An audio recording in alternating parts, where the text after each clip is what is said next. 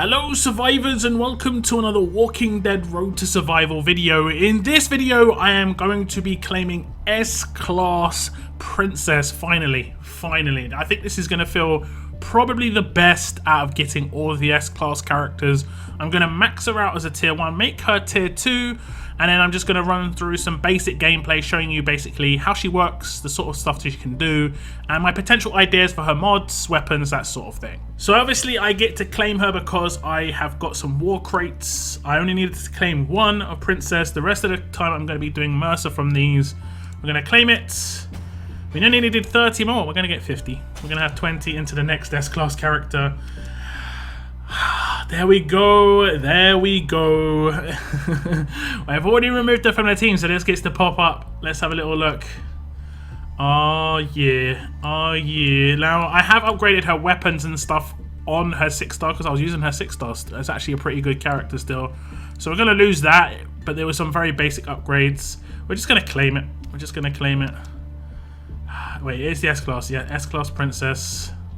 Yeah. Here we go. Not bad. I think this one feels a lot better just because I had to grind so hard in that event for her. It has taken, what, another 2.5, 3 months basically to get a hold of her. We have her as an S-Class. I'm going to max her out as tier 1 and just get her into tier 2.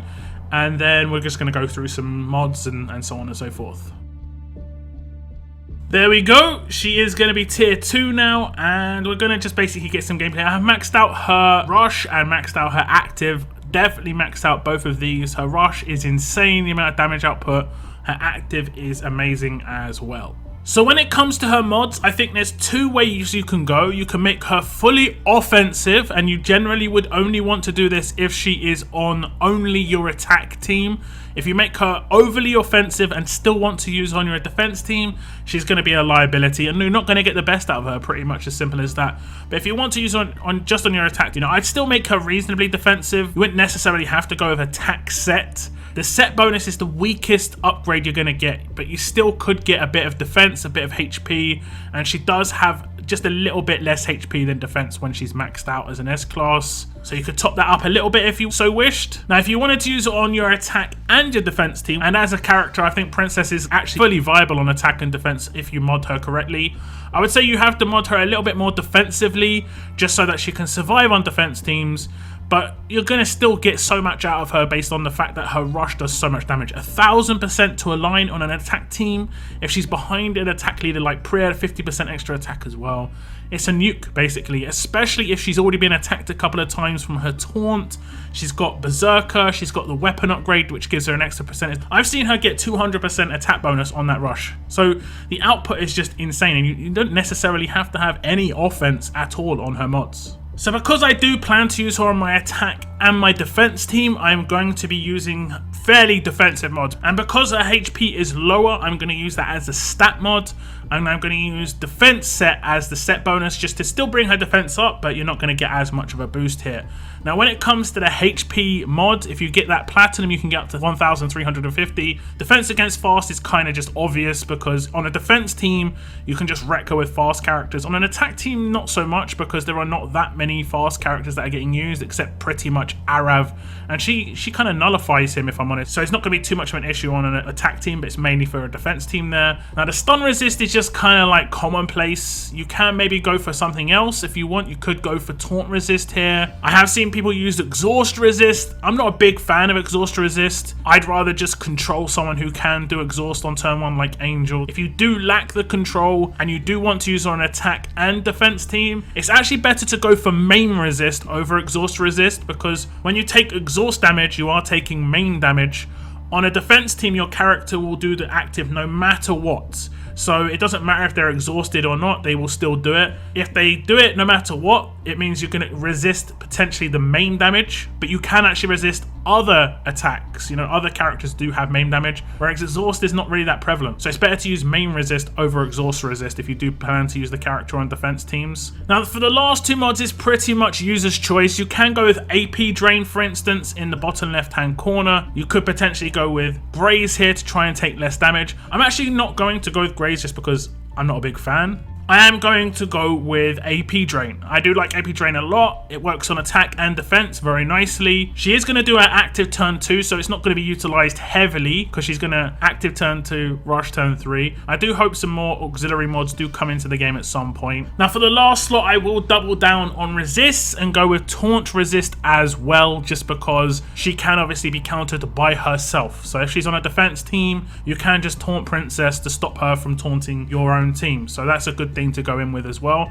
And now as you can see, she's got the full set bonus for defense, and she's going to have ramped up defense over the HP. Once you get the platinum mods here, the HP will be boosted even higher, so it's not going to be too much of a big deal. Now when it comes to her weapon, I would upgrade it as you see it. Don't do anything too special. Don't try and go for a special in the third slot. That is a really good third slot that can come into very good use. If you don't like it, it's better off to 5-star this weapon to put an elusive impair weapon in her hands. Do not try and put it on her weapon, because you won't be able to give that to anyone else in the future. You're going to have to reset the weapon, and if you've already 5-starred the weapon, you've lost that third slot, which is a one-off. There's no other way to get it. It's only this character who's got it. You can never get it again. That's going to be a massive grind to get a second princess. Now when it comes to the middle slot, it's totally up to you what you do here. AP on attack or AP on defense. To play it safe, I'd say the best thing you should do is go for AP on attack and not AP on defense when you're upgrading the 4-star weapon. I of course can't upgrade this just yet because my armories are actually in use, so I'm going to have to use it as is. I would just raise that 30% attack to 40%. Now with the weapon as it is, this is the boost she's getting. She's gone up to 4,126 attack as a tier 2 level 1. This is without leader bonus. This is just with the 30% increase from her weapon. If we put her in a team with Priya as the leader, that obviously gets boosted once more. It's up to 6,189 attack stat now. Obviously when it comes to leveling her up, she's got quite a way to go. She's got 3 more tiers to hit, and then the veteran rings. You can see what Priya is like maxed out. She's got nearly 13,000 attack stat,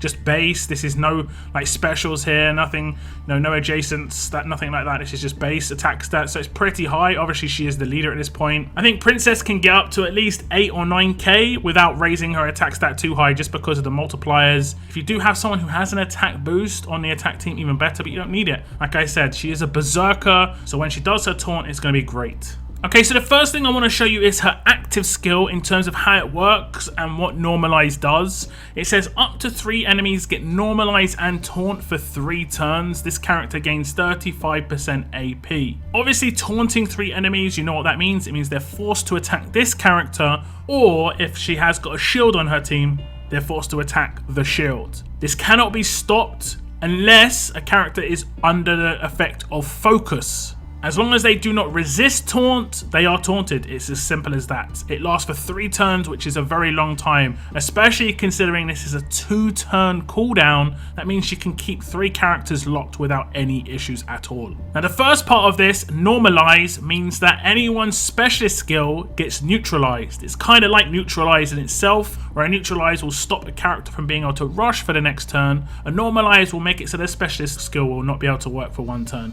In this case, it will make it so a specialist skill will not be able to work for 3 turns, and that means any specialist skill. Payback, if you rush a payback character, there will be no payback. Bide, if you attack a bide character, it will build up no bide. Or in Princess's case, a berserker, if you attack a berserker, she'll get no attack boost. Someone who has decap, for instance, if they were to be normalized and then get a kill, those kills would not be decapped and could be revived. So what I'm going to do is I'm going to attack with this team. It's obviously not a proper team. This is just to show you how the decaps can be neutralized. I have put taunt resist on all of the people on my defense team and the friendly defense team, just so hopefully at least one of them resist them. And then on the second turn, one of them should attack one of the Sandies, because I've got 2 tough characters should attack one of the Sandies, and it should one-shot them as well because they're very, very low HP. So simple as this. I'm going to protect them the first turn. I'm just going to defend with everybody. Or even get off an attack. Cheeky.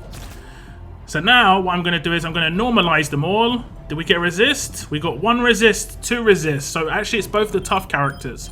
So what should happen is one of these tough characters, or maybe both of them, will attack separate Sandies.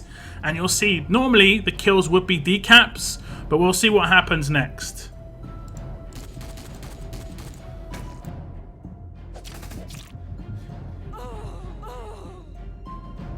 So as you can see, the rampage weapon went off on Tai. He has got the rampage weapon. It did kill 2 characters, but as you can see, they can be revived. Absolutely no problem at all. This is how it works with the normalize. You can see the red lock symbol on the characters. That is the normalize symbol. Right now, there is no resist to this. It will probably be added to the game shortly, but this means that specialist skills no longer work while a character is under this debuff. So that's how the normalize half of this active skill works. Now we're going to look at the taunt part of this in combination with the specialist skill Berserker. Obviously she's going to get the boost from this every time she gets attacked, and she has a 75% chance to get a 60% attack boost, which stacks with Berserker and then can make her 3rd turn rush absolutely insane. So we're just going to attack with Princess this time round, so they have to attack her. And at this point, all of them would be potentially taunted, normalized. We're going to get 2 resists again. But as you can see, look at her attack stat now. Plus 176% attack. That is a huge amount of attack, obviously. And that's why I don't think you really need her to get attack mods, because she's going to, on turn 2, get a massive attack boost on an attack team. If you've got her behind Priya, at this point she's nearly got 3 times as much attack stat as it says that she's got there. It says she's got 4,000 when in reality she's got closer to 12. If you remember back to what Priya had on that team that I showed before, Priya only had 13,000, and that was with her own leader bonus. With the leader bonus of Priya on top of this, it would just be through the roof. However, the best bit about this is it actually will affect her rush output damage. The 176% will go on top of the 1000%, and they'll multiply with each other. And you're going to see huge numbers come out, especially on the S-Class. On the 6-star, people were coming on my live streaming saying, wow, Lockdown, you already have S-Class Princess. And I'm just like, no, this is the 6-star, because the 6-star still gets that massive boost, and the amount of damage output is insane. Watch the amount of damage that comes in against Sandy here. Now, she is only a 6-star, but we're going to be looking at huge amounts. And against S-Class characters, it is one-shotting them pretty much every single time you rush. So we're going to test out Princess on an attack team. I'm going to have to take a command to be able to rush her turn 3 at the moment, so we get the kind of natural output. The way she should work is attack 1st turn, taunt 2nd turn, rush 3rd turn. And that's how it should be every single time. I'm going to take Angel to deal with any early AP gain characters, and Wang Fa's crosshairs is going to come into great use. The one downside here is Priya has got a weapon that is very powerful. It is the Rampage weapon, so I'm actually going to remove this because I don't have any 1st turn control on this team. But I don't necessarily need it because the amount of damage output that Princess is going to have on turn 3 is going to be great. Priya and Princess rushing at the same time should be good enough. So now we just go with Priya's fully upgraded normal weapon. It will have daze, so I'll be able to daze anyone who has a 1st turn active myself. That would be actually pretty useful. So let's give it a little whirl. So found a pretty heavy team in terms of S-Class characters. And the 1st turn is pretty normal. There isn't anyone who's like got huge AP gain here, so I'm just going to rattle off the attacks just to basically get some AP myself. Then turn 2, this is the bonus. We've got Wang Fa who can do this, and then we're going to command him. So everyone's crosshair bleeding. That's Wang Fa done for the day pretty much. Now we're going to have Princess do her active, and we will taunt a shield. We will get her up reasonable amount of AP. We'll see if she can get her maxed out AP at this point. I'm unsure if she will, because they are coming up against S-Class characters, so there is potential, but we'll see. She is going to get her rush, so we have normalized Kapoor, so we should be able to take out the bottom line. And that's the out. Look at this, is tier 1, well, tier 2 level 1, and because of that huge attack stat, massive. It's absolutely massive. So we're going to try and take out the rest. We managed to take out Pete. And what we're going to do is we're just going to confuse the last character. And it should only be a matter of time. He is going to be obviously taking a lot of damage. He's going to be crosshaired as well. Look at all the decaps. Wang Fa coming into great use. And that is a really nice team. I like that quite a lot. It's mainly going to be good against these Pete teams for now in terms of this team setup. Princess, I need to beef up a bit more. As you can see, her HP is much lower than everyone else's. She's kind of on par with Sadiq, which is not great. Her defense is going to be a little bit higher, but she's going to be taking the hits because of that taunt. So I need to max her out as quickly as possible. She's going to be one of the mainline characters in my attack teams for a long time, just because of the active. Normalize is going to be very, very important. So first turn this time round, I just want to stop that active. Otherwise, what will happen is she will exhaust Princess, and Princess will hurt herself with her own active AP gain, and we do not want that at all. So I'll build up some rushes on Lady Angel as well. We do get the AP down, so we're going to do the same thing with Wang Fa that we did last time, just because. We'll also control with Princess and hope for no control on my characters here. We do get one. We do get one. But we should be okay. I'm not sure if he's controlled. He should be. Is he taunted? He should be taunted. He is. That's perfect. And we're going to kill. That's a decap. So even though this team isn't going to be too great in terms of just like getting rid of characters, when they are down, when these guys pop off, there's going to be no revives, which is great. I'm just going to do that anyway.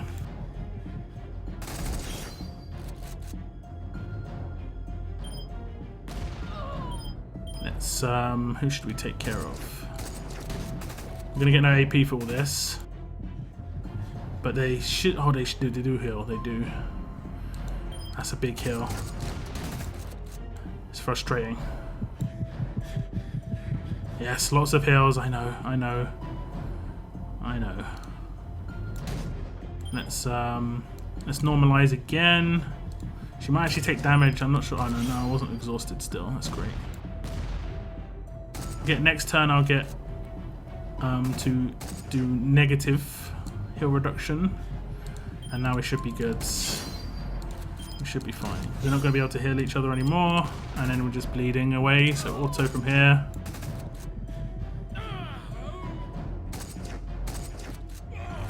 Go. So it takes a little bit of time. Obviously, she's not maxed out. Once she is, she's going to be able to rush naturally. I will not have to take a command, which is going to be very useful.